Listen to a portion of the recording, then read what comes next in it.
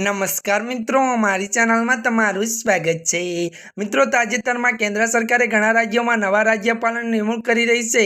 કેટલીક જગ્યાએ બદલીઓ પણ કરવામાં આવી રહી છે। આમાં સૌનું ધ્યાન ખાસ કરીને યુપી પર હતું। યુપી બીજેપીમાં ચાલી રહેલી ખેંચતાણ પણ બધાની નજર હતી। વાસ્તવમાં ગવર્નર આનંદીબેન પટેલનો કાર્યકાળ પણ 29 જુલાઈએ પૂરો થયો હતો, પરંતુ જે ગવર્નરની યાદીમાં આવી હતી જેમાં તેમના વિશે મૌન સેવાઓમાં આવ્યું હતું। સસ્પેન્સ વધારતા હવે તે સૂત્રો પાસેથી સમાચાર આવી રહ્યા છે કે ઉત્તર પ્રદેશ માટે નવા રાજ્યપાલની હજુ જાહેરાત કરવામાં આવશે નહીં। આનંદીબેન પટેલને આગામી આદેશ સુધી પદ પર રહેવા જણાવ્યું છે। કહેવામાં આવી રહ્યું છે કે આનંદીબેન પટેલને 3 મહિનાનું સર્વિસ એક્સટેન્શન આપવામાં આવી શકે છે। જો કે ઉત્તર પ્રદેશના ઇતિહાસ છે કે અહીંયા કોઈ રાજ્યપાલને બીજી વાર તક મળતી નથી। જો કે આનંદીબેન પટેલને સેવા એક્સટેન્શન આપવામાં આવ્યું તો યુપીના રાજકારણના ઇતિહાસમાં આવું પહેલીવાર બન્યું છે।